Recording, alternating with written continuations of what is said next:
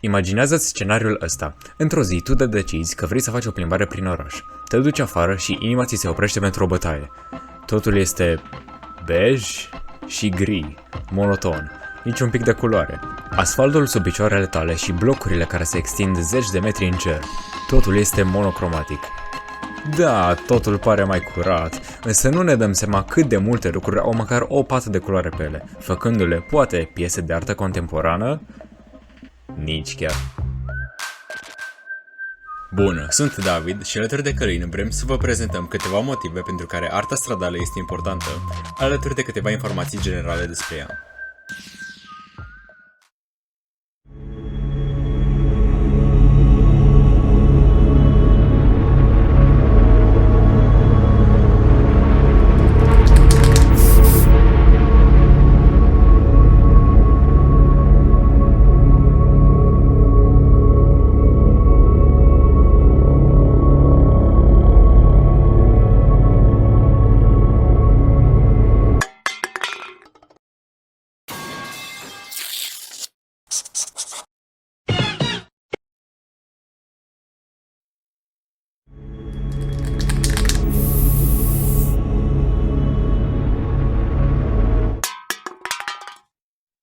Arta stradală este una dintre cele mai masive mișcări artistice ce a atras imensă popularitate și încă crește. Ar fi ușor să dăm vina pe copiii din zilele noastre și timpul lor liber problematic pentru inventarea inscripționării pe ziduri, însă ar fi departe de adevăr.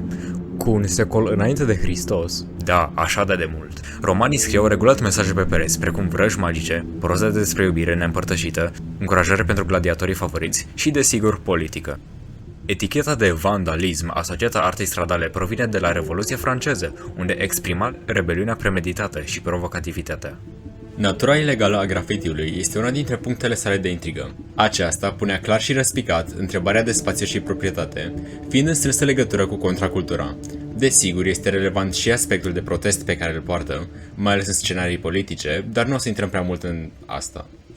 Arta murală este fațada frumoasă a artei stradale, fiind atât legală cât și oferind artiștilor, unora cel puțin, oportunități ca arta lor să fie văzută într-o lumină pozitivă de o mulțime de oameni.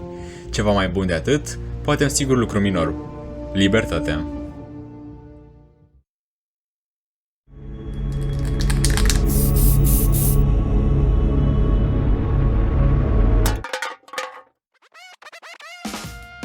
Ce era odată un simbol al diviziunii, zidul Berlinului este acum una dintre cele mai mari planșe de desenat din lume. Momentan pe el se află în plină splendoare 105 picturi murale, multe dintre ele pictate încă din anii 90, de când a căzut zidul. Zidul ne arată că arta stradală coincide cu societatea liberă. Prin artă ne exprimăm ideile și sentimentele și formăm conexiuni indirecte cu cei care o privesc. Un oraș bogat în artă stradală poate fi considerat mai liber, mai activ și mai creativ. Își valorează mai mult vocile locuitorilor și cum decid să și le exprime. De asemenea, promovează diversitatea, ce îmbogățește mai mult un oraș și dezvoltă numeroase grupuri din comunitate.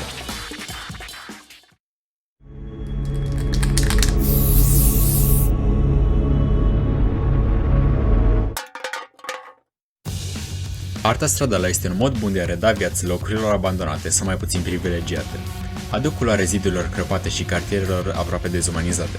În modul acesta, clădirile, spre exemplu din Sao Paulo, pot fi puse sub o lumină nouă, sub un strat nou de vopsea.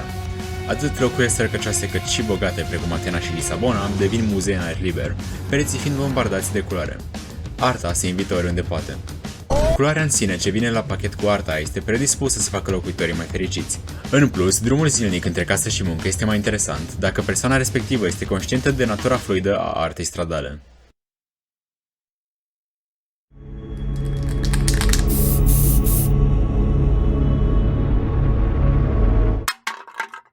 Pentru cei ce o fac, arta stradală este o expresie a identității sinerului, un canal creativ, de realizări, de conexiune socială, conform doctorului Ismail Ilescas.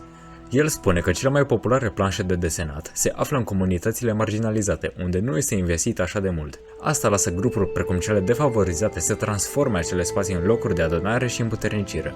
Arta stradală oferă o așa numită hartă culturală a unui oraș. Autenticitatea artistică dată de istorie și artiștilor reflectă un stil unic. Acesta poate rămâne neobservat de străini sau necunoscători, dar cu siguranță este acolo dacă îl cauți. Câțiva artiști au putut ajunge în faimă internațională, cum ar fi Banksy. Banksy, printre mulți alții, a contribuit la ridicarea artei stradale la nivelul artei de masă și a stârnit discuții publice referitoare la diferite probleme sociale, politice și de mediu.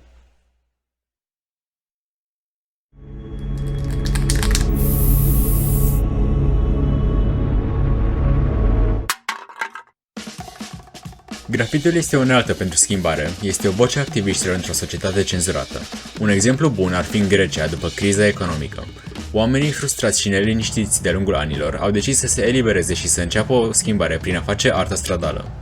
De la postere lipite cu paste de grâu, la artă murală ce se extinde pe mai multe clădiri, de la culori stridente la alb și negru, de la text simplu la declarații ample, toate s-au adunat pentru a dezvălui lupta pe care o îndură de zi cu zi. În momente ca acesta, în care cetățenii sunt nemulțumiți de condițiile nefavorabile ale propriilor țări, fiecare voce contează, iar arta stradală reprezintă o unealtă în acest scop. V-am schimbat cumva părerea despre aceste picturi abstracte ascunse în plină vedere? Poate un mic aer de admirație pentru ele măcar? Ați înțeles mai bine de ce tinerii iau riscul ăsta monumental doar pentru a scrie un pseudonim pe un blog comunist? Oricare ar fi răspunsurile la întrebările acestea, arta stradală este aici pentru a rămâne. Dacă vreți să știți mai multe, puteți afla informații mai detaliate în sursele din descriere. Sperăm că v-a plăcut videoclipul nostru și mulțumim pentru atenție!